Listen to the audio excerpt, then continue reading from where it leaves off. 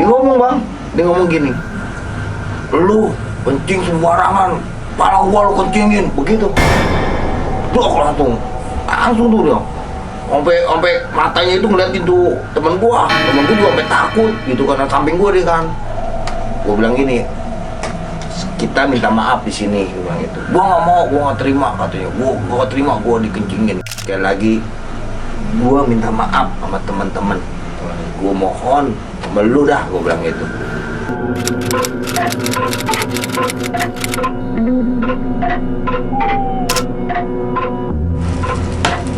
Assalamualaikum warahmatullahi wabarakatuh. Selamat malam. Kembali lagi bersama saya Bang Goceng yang akan membawakan obrolan misteri dalam acara Balai Mistis.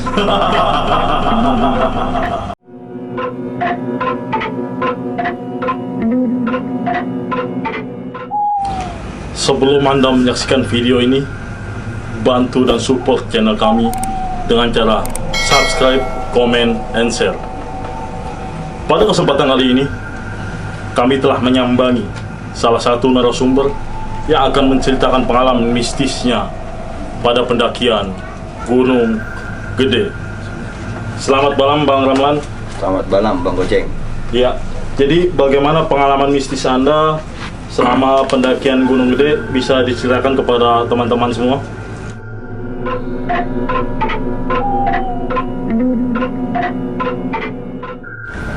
Jadi gini bang, waktu itu kita ada rencana teman-teman nih untuk pendakian Gunung Gede Pangrango. Tahun 2015 ya, kita berangkat dari janjian di Kampung Rambutan gitu ya. Terus kita 10 orang nih dari Jakarta menuju ke Cibodas. Kebetulan ada 3 cewek, 7 cowok termasuk gua. Kita kalau nggak salah kumpul di Kampung Rambutan itu jam 10, jam 11 kita udah di bus. Ya teman-teman tuh sebagian udah kelelahan karena memang sebagian teman-teman ada yang kerja dan juga ada yang sekolah juga, kelas 3 kalau nggak salah tuh. Akhirnya kita berangkat tuh sampai di Cipanas kurang lebih jam 2.30. Nah kita kumpul lagi di Cipanas sambil menunggu angkot yang buat sampai ke base camp. Itu jam 3 baru kita berangkat.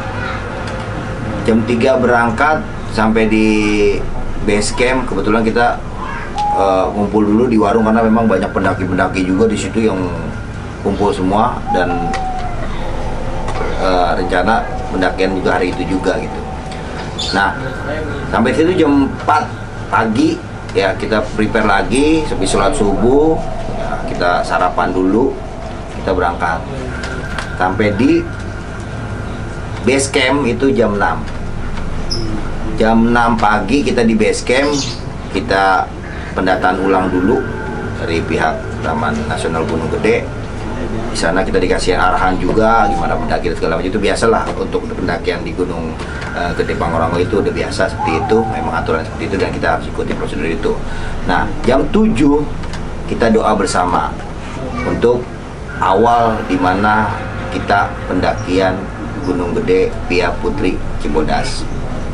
Kita doa bersama, jam 7 kita mulai melangkah tuh. Itu pagi itu luar biasa bang, cuacanya emang lagi bagus-bagusnya karena memang kita nggak dapat dah tuh udara yang sejuk, segar di Jakarta tuh atau di kota-kota itu nggak ada selain di gunung. Kita berangkat, kita memang santai gitu berangkatnya. Sampai di pos 1 kita istirahat. Kita istirahat di situ biasa, foto-foto, makan cemil-cemilan, ketawa-tawa, itu biasalah, tegur sapa sama pendaki-pendaki yang lain, itu udah biasa. Nah itu akhirnya nih kita nggak lama tuh di situ, kurang lebih 15 menit kita udah langsung melanjutkan perjalanan menuju pos 2.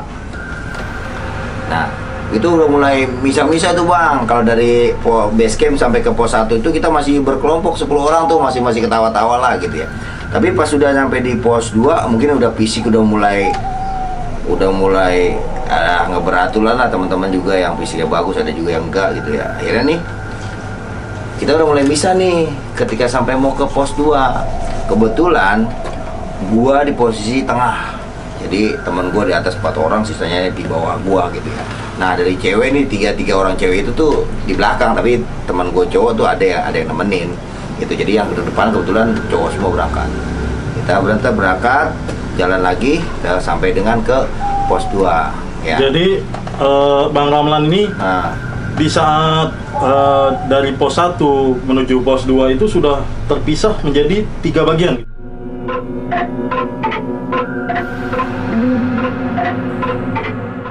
Dua bagian, Bang. Oh, 2 bagian. 2 bagian. Ya, 2 bagian. Jadi yang di depan tuh 4 orang, sisanya gua ada tuh ke belakang. Cuma itu juga ke belakang jaraknya juga, tapi dengar sih kalau teriak-teriakan doang. Kalau di gunung kan gitu. Woi, panggil nama misalnya, siapa, oh Dewi atau siapa gitu kan, biasanya manggil nyaut gitu, oh ya bang mau di sini kayak gitu kan, biasanya kayak gitu. Jadi tetap masih dengeran suaranya gitu kan, itu masih bagus lah, maksudnya masih terdengar suara teman-teman gua itu yang ada di belakang maupun ada di depan, gitu bang. Nah setelah itu gua langsung lanjut menuju pos 3. Nah sampai di situ itu udah mulai lama tuh bang, itu kurang lebih jam berapa tuh ya gua? Jam 2 siang lah kalau nggak salah, itu sampai di situ tuh. Jam 2 siang gua sampai di situ, itu gua nunggu lama tuh teman-teman yang di bawah, sambil nunggu yang cewek juga tuh 3 orang. Gua nunggu situ baru gua berangkat lagi pelan-pelan. Tuh emang santai banget karena memang ada pemula juga, ada pendaki yang memang baru pertama kali mendaki gitu kan. Dan gue juga harus ngikutin gitu, gue nggak bisa tinggal karena gue di situ ya, mungkin dari teman-teman gue yang naik bareng sama gue tuh gue yang paling sering dah katanya ke Gunung Gede gitu ceritanya. Nah terus singkat cerita nih, gue sampai lah nih jalan lagi menuju ke pos 4 yaitu di Butut Lutung.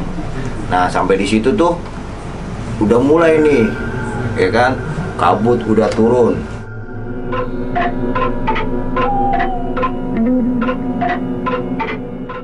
Jadi pas gue lihat ke belakang bang, gue lihat wah kayak temen gue nih jatuh, karena kan itu kan suasananya lagi kabut gitu kan, udah hujan juga, gue juga samar-samar liatnya.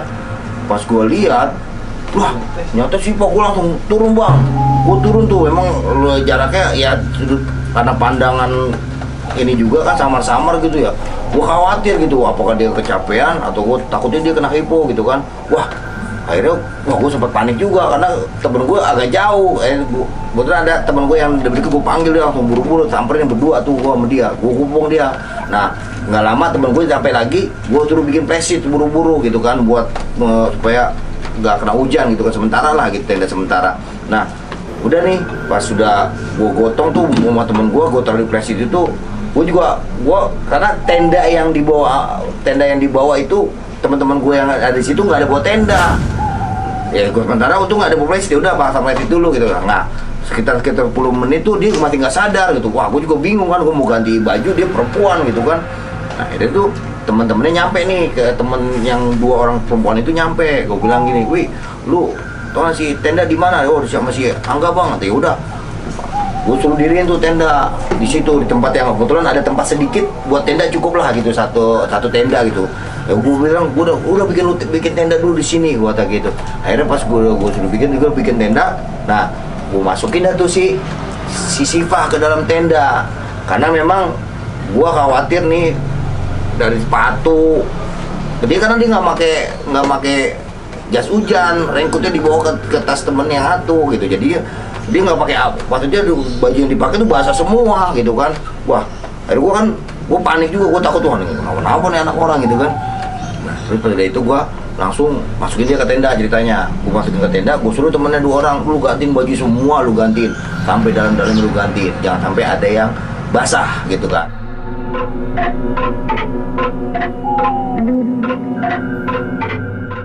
Nah jadi gue pas sudah masukin Titipa ke tenda, gue suruh ganti baju sama teman-temannya tuh. Gue bilang gantiin bajunya, jangan sampai ada yang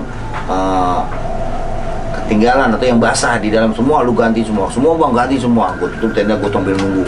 Itu tuh posisi Sipa tuh nggak sadar, nggak sadar sama sekali. Nah udah tuh gue sambil nunggu, gue bilang sama temen gue, lu masak air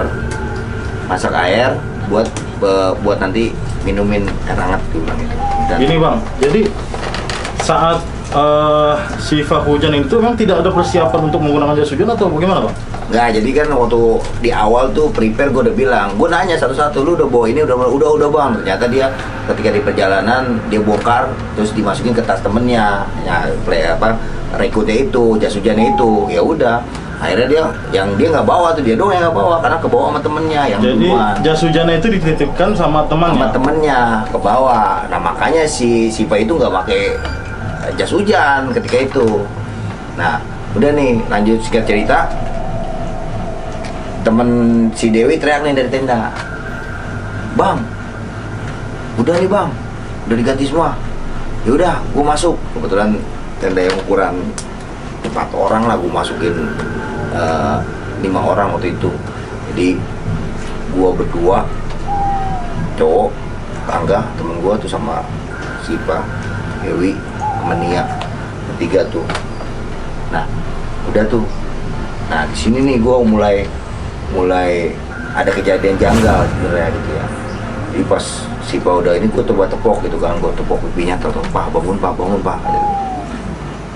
nggak bangun dia, lama tuh gue. Teman-teman udah mulai, bang gimana nih bang, udah gue bilang, lu ada yang buat Yasin nggak? Ada udah baca dah buat gitu. Itu hujan tuh pasti gede, wah pokoknya teman-teman gue yang di depan juga di proyek udah kedinginan. Gue bilang gitu, udah lu buat ngopi dulu atau angetin badan lu dulu dah, minimal lu bakar dulu. Kebetulan gue bikin inian juga, bikin bakar-bakaran sedikit buat ngangetin dulu tuh. Itu waktu itu memang nggak ada pendaki, itu udah sepi, gue doang, itu tim gue doang 10 orang. Gue bingung juga karena gue mencoba nenangin teman-teman gue gitu kan. Nah lama sekitar 5 menit tuh Siva di dalam, bangun dia.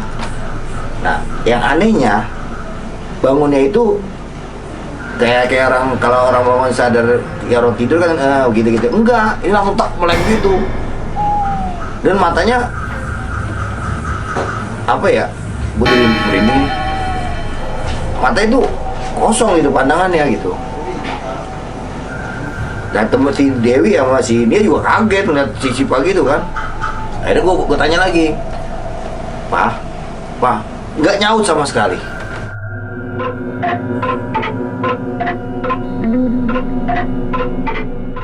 Nah, gue kaget kan, kok ini dia diem aja gitu kan, nggak ada suara, nggak ada apa sama sekali, cuma matanya doang gitu kan. Itu matanya pandangannya kosong, cuma ngeliat ke langit-langit tenda bang. Gue panggil lagi kan namanya, Pak, gue tepok kakinya, Pak, nggak bangun. Akhirnya kan gue ya, kalau di daerah gue katanya kalau misalnya mau apa namanya, lu mau ini, lu pencet kakinya, kata itu jari-jarinya ya.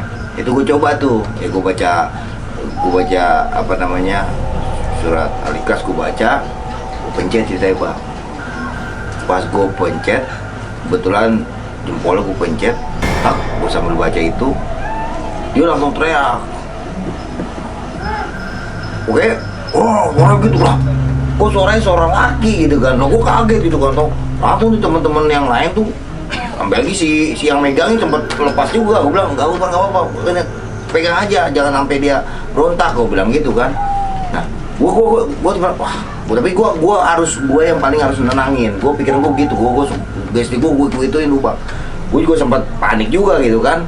Pas gue pencet lagi, lu siapa? Malah balik nanya begitu. Gue kaget ya. Akhirnya gue beraniin lagi. Lu siapa? Lu kenal gak sama gue? Gue kata gitu. Gue gak kenal sama lu, kata dia gitu. Gue gak kenal sama lu. Gue mau bawa nih yang cewek ini, kata gitu. Lu siapa mau bawa si teman gue? Gue bilang gitu kan. Nah, terus pas sudah itu, pokoknya gue mau, dia tetap kekeh bang, tetap kekeh, dia mau bawa tuh cewek itu. Gue nanya dong, lu mau bawa kemana? Gue tanya, gue mau bawa ke bawah. Ini di mana? Ini udah mau di atas. Gila aja kali lu, gue mau bawa. Gue ngomong gitu, gue jujur aja gue ngomong gitu, apa adanya gue ngomong kayak gitu. Berarti si Siva ini bisa dikatakan kesurupan gitu bang? Iya, udah aneh emang, udah gelagatnya udah beda banget bang. Ya kalau yang biasa kan gue ngobrol biasa lah gitu ya. Cuma ini emang luar biasa, ini beda banget gitu. Dan temen gue bilang, udah terus lu baca yang ada yang baca Yasin, gue bilang lu baca Yasin terus. Gue bilang itu, jangan putus, lu baca Yasin terus baca Yasin. Kondisi masih hujan. Hujan, masih hujan. Wah kata gue juga itu udah mulai mau pukul jam 5:30 kalau masalah itu maghrib tuh. Wah gue udah karena emang di situ emang luar biasa tuh. Ya kan di pas mau deket-deket ke surat bencana tuh yang luar biasa itu.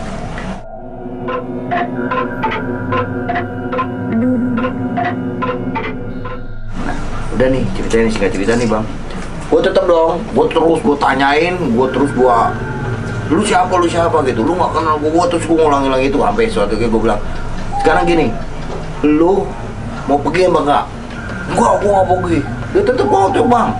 Wah gue udah kehabisan cara, orang iya gue pergi, hilang tuh, tak. Alhamdulillah, udah. Gue bangunin begitu lagi, itu kejadian ulang-ulang sampai sekitar 4 kali bang. Jujur gue capek, gue capek tenaga, itu memang udah kejadian sampai 4 kali. Terakhir bang, gue bilang, gue sempat putus asa juga bang, tapi gue semangatin diri gue nih, gue karena teman-teman gue nggak ada yang apa ya, bukan nggak ada yang bisa, mereka juga panik, mungkin lebih panik dari gue, tapi gue lebih panik, mungkin dia karena gue semangat ya ngaruh ke mereka gitu kan. Berarti si Siva ini sempat sadar terus balik lagi, iya. Sadar balik lagi sampai 4 kali ya? Sampai 4 kali, lu bayangin bang, sampai 4 kali. Akhirnya gue putusin sama temen-temen, udah kita bermalam di sini.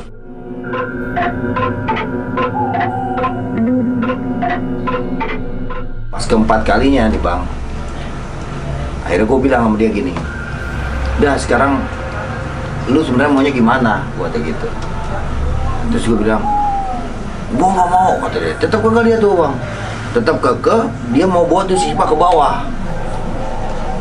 Gue mau dia ikut gue, maksudnya gue bilang itu kan, enggak, pokoknya dia ikut gue ke bawah. Gue kaget gitu kan, lah kok tetap kagak juga, maksudnya gimana? Gue mau ikut dia ke bawah, tetap kotot dia gitu kan. Ya nggak bisa lah katanya, gue nggak mau, kalau nggak mau gue mau di badan dia terus, katanya begitu. Wah kacau nih dalam hati gue gitu kan. Akhirnya gue terus sama dia, sekarang gue nggak bisa ngasih Siva ikut sama lu, gue bilang gitu kan sama dia. Akhirnya nih dia bilang, yaudah gue mau, siapa yang tadi kencing di bawah itu kan kesini maksud tuh. Nah gue baru bolak-balik, oh ternyata nih anak-anak gue nih yang kencing sembarangan. Dan gue udah bilang dari awal gitu kan. Akhirnya gue keluar tenda, gue tanyain tuh satu-satu bang. Gue tanyain, lu semua siapa yang tadi kencing sembarangan atau nggak izin lah gitu. Pada diem tuh bang. Lu kalau lu pada nggak mau ngaku, Siva nggak bakal bisa ikut kita ke bawah atau pulang ke rumah. Gue udah gini, lu mau tanggung jawab sama orang tuanya, gue udah gitu kan. Akhirnya dia bilang, nunjuk dah tuh satu orang, gua bang, lu ikut gua ke dalam tenda, gue bilang gitu. Jadi si makhluk yang merasuki Siva ini merasa terganggu karena ada teman dari Bang Ramlan yang membuang air kecil sembarangan gitu. Betul. Nah, masuk dari cerita nih bang, si bocah itu kan masuk ke dalam. Itu kalau boleh tahu, buang air kecil sembarangan di mana? Nah, memang gue tanya emang waktu gue bilang gini, lu inget gak lu waktu dibawa kencing di mana? Dia bilang gitu kan. Dia bilang gini, iya bang, gua sekitar di bawah tuh masih di pos 1. Nah, gua kebelet banget kata dia gitu. Gua kencing, emang situ ada lubang bang sedikit kata gitu. Ya gue sih, emang gue pertama nggak numpang, gue nggak izin, gue langsung kencing gitu aja. Kalau itu gue jangan, gue pikir nggak ada apa-apa sampai sini. Ya lu nggak ada apa-apa, no temen lu yang kena, kita juga yang repot, gue kata gitu sama dia. Nah, lu kan laki, dia perempuan, beda, gue bilang gitu. Ya udah bang, akhirnya itu bang, akhirnya gue masukin ke dalam dia bang. Masuk ke dalam, masuk deh, pas masuk gue bilang, gue juga nggak nanya lah tuh siapa, pokoknya gue bukan intinya supaya dia keluar cepet dari Siva gitu kan. Gue bilang, nih gue udah bawain nih yang kencing tadi di bawah, gue bilang gitu. Dia ngomong bang, dia ngomong gini, lu kencing sembarangan, pala gua lu kencingin begitu. Dok langsung langsung tuh dia sampai matanya itu ngeliatin tuh temen gua juga sampai takut gitu kan, samping gua dia kan.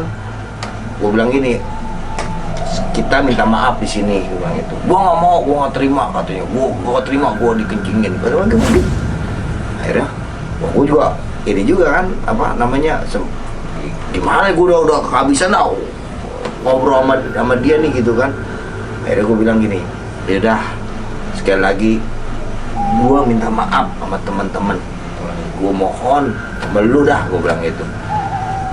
Gua tak pergi juga, kalau gua lu gua pencet lagi, gua bilang gitu. Tapi emang ketika gua pencet tuh dia pasti jerit. Udah gua pencet apa namanya, jari kukunya gua tuh, ujungnya gua pencet tuh. Gua bacain ya surat al-Ikhlas doang gitu. Nah udah tuh, akhirnya nih dia keluar bang, keluar, pas dia keluar sempet sebelum keluar ya, si Pak ini sempet berontak, tenaganya luar biasa bang. Dia sempat mau keluar tenda, itu gue yang pegangin. Jadi pas sudah habis ngeliat dia langsung mau keluar, dia mau bawa si Sipa itu, gue pegangin tuh badannya, bener gue pegangin. Habis itu dia lemes prak, tidur lagi. Gue berharap ini yang terakhir gitu kan. Gue berharap dia itu nggak lama, sekitar 5 menit dia sadar, bangun.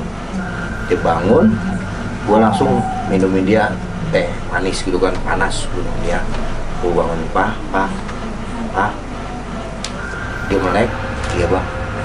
Udah tuh tenang tuh, temen-temen gue pada yang panik tuh, gue pada tenang gitu kan. Kalau udah pak, nggak usah, gue bilang itu, udah pak kamu istirahat aja, gue bilang itu, udah lu istirahat aja pak. Ya, ada apaan sih bang, kata dia gitu. Nggak ada apa-apa, gue bilang gitu, lu kecapean doang, gue bilang gitu. Udah tuh, setelah di situ, gue suruh istirahat, dia tidur. Akhirnya gue putusin lanjutin perjalanan besok pagi.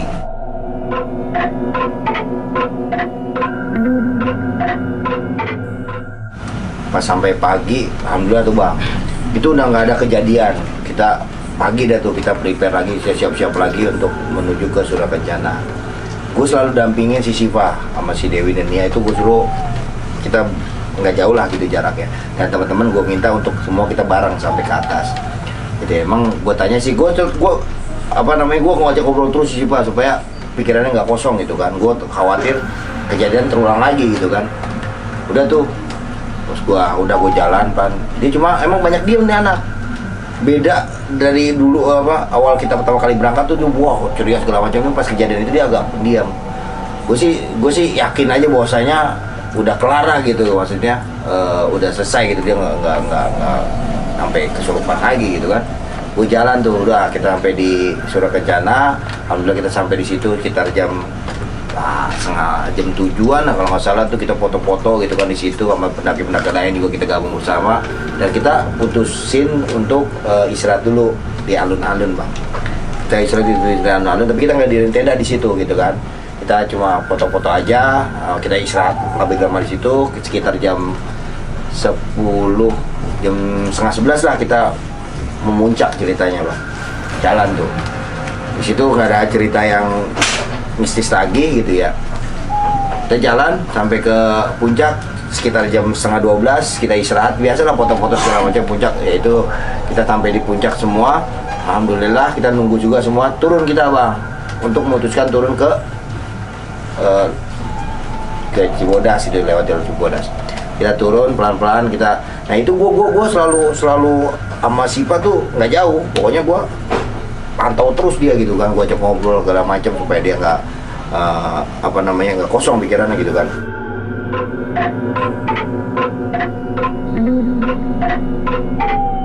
Sampai di Kandang Badak bang, setelah kita muncak itu kurang lebih jam 1-an ya.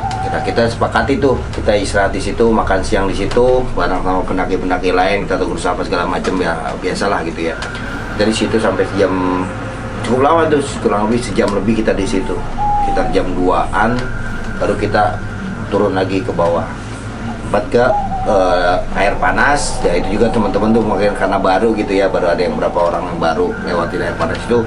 Ya mereka pada ada yang mandi lah segala macam gitu, ada yang istirahat santai lah, biasa lah kita kumpul di situ lagi. Memang perjalanan kita tuh sangat santai banget bang gitu ya, sangat santai. Dan memang karena gue juga mikirnya gini, oh mungkin dia capean, gue juga capek gitu kan, karena emang posisi yang kemarin gitu, hujan gitu kan segala macam.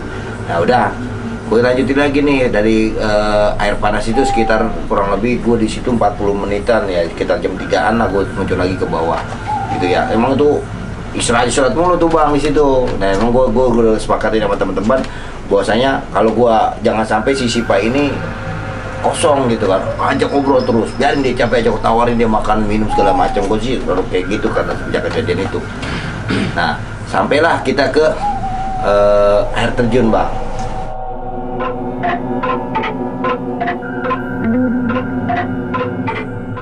Ya, jadi pas sudah nyampe ke pos dekat air terjun itu, kita semua istirahat di situ, Pak. Istirahat di situ. Terus si Sipa duduk di, kan ada tuh kayak teras gitu tuh di dekat sebelum pos itu. Ada di duduk situ. Nah, kebetulan temen gue di sampingnya. Nggak lama si Sipa kejadian lagi, Bang, kasusnya kayak di sebelumnya. Tapi ini langsung jatuh ke samping, kebetulan ada keril di situ kan. Langsung begitu dia itu nggak sadarin lagi. Gue bingung, wah, gue udah mikir lagi, wah kejadian lagi. Tapi kebetulan di situ ada pendaki-pendaki lain gitu kan. Jadi agak apa ya?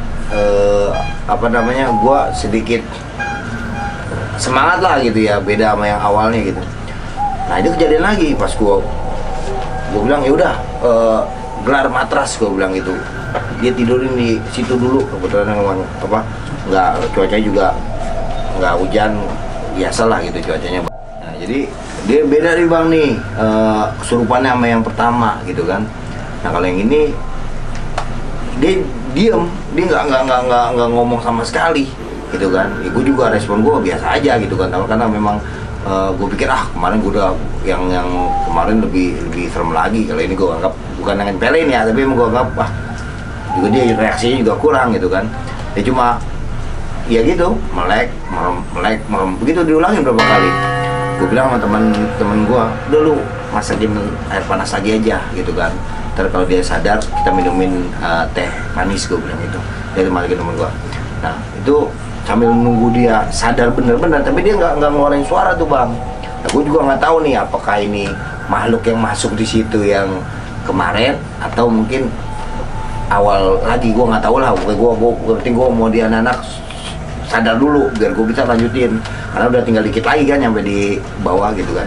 Posisi itu di saat Sipa berbaring itu apakah ada pendaki-pendaki dari banyak pendaki yang lain, kebetulan banyak. Gue juga dibantu sama dia. Udah bang, kali ini nggak apa-apa ini bang, dikasih support juga sama dia. Udah nggak apa-apa, nanti juga sadar gitu kan. Ya udah, gue sih nggak terlalu gimana gitu kan. Ya udah nih. Gue lama juga tuh sekitar jam di situ hampir karena Sipa apa namanya kayak gitu lagi. Ya gue juga dia jam setengah tuh gue di situ mutusin buat lanjutin perjalanan ketika Sipa sudah sadar. Nah gue pastiin dulu tuh bang, nih Sipa udah bener belum gitu kan. Akhirnya kan sadar lagi dia nih gitu kan. Masih sadar lagi, gue nanya gitu, Pak kita di mana nih? Kita di gunung bang. Oh ya udah, sanggup nggak Pak untuk lanjutin lagi? Dia bilang gitu. Sanggup bang, katanya gitu. Ya udah, gue putusin lanjutin lagi. Gue bilang sama teman gue ngerapin dulu nih barang-barang, lu duluan aja. Gue gitu bang. Nah gue posisi gue belakangan karena gue rapin dulu. Gue pikir gue takut ada yang ketinggalan barang-barang gue kan. Udah dia gue pastiin Sipa, gue juga udah yakin nih dari gue yakin bos aja nih si Sipa udah normal lah gitu ya. Alhamdulillah gue berharap seperti itu. Udah gue selalu monitor kan teman gue gimana pas kita udah jalan nih, gue teriak Sipa gimana, nyaut gitu. Sipa nyaut, iya bang gitu. Udah beda lah gitu. Udah gue lanjut perjalanan. Nah ketika itu gue sampai tuh di jembatan bang.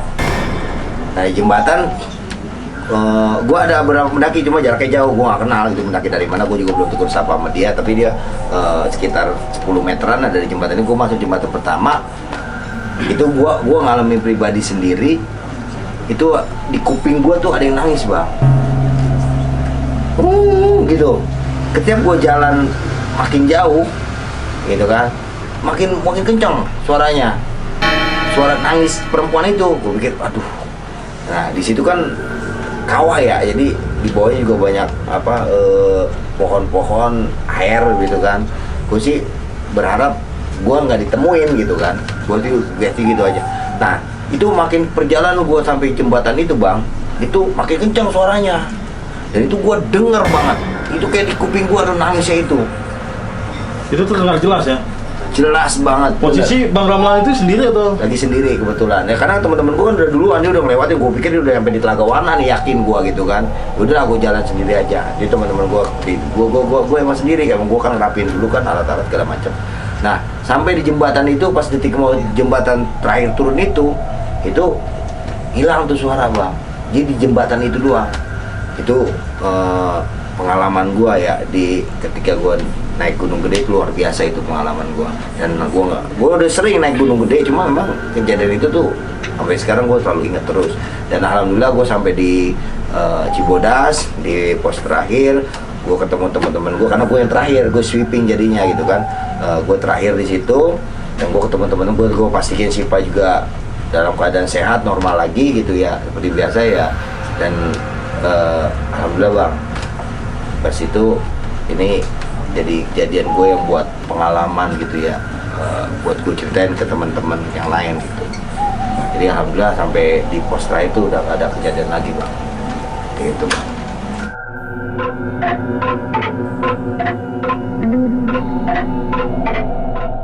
Nah jadi pas gue kumpul di bawah tuh gue senang dah ngeliat teman-teman semua kumpul di bawah. Nah Sipa nyamperin gue Bang gitu kan, dia bilang gini, Bang, makasih ya, dia bilang gitu, udah nolongin Sipa. Gue bilang nggak usah Pak, kita sama-sama lah di sini, kita berangkat bareng pulang bareng ya, selamat bareng, kita selamat bareng-bareng gitu sama dia. Cuma Bang, Sipa mau cerita Bang, ya memang udah niat Sipa katanya, lu mau cerita apa lagi? Gue kan udah ini lagi, gue udah nyampe sini, lu mau cerita lagi gitu kan, gue udah selesai gitu kan. Enggak Bang, jadi pas ketika pas mau nyampe ke Surya Kencana itu memang itu Bang, Sipa itu kayak sebelum keluar yang pohon-pohonan itu, hutan itu Bang, itu kayak istana gitu Bang, gerbangnya gitu. Maksudnya gua kan juga bilang maksudnya gimana? Iya Bang, jadi itu gerbangnya Bang, gerbang ketika kita mau masuk ke kerajaan. Nah terus kerajaannya di mana? Gua bilang gitu kan. Nah kerajaannya di alun-alun Bang, dia bilang gitu Bang. Itu kan kalau kita logikan dari pertama masuk Surya Kencana sampai alun-alun jauh banget, ya kan? Jauh banget itu, gue pikir. Terus ya makanya Bang di situ tuh Sipa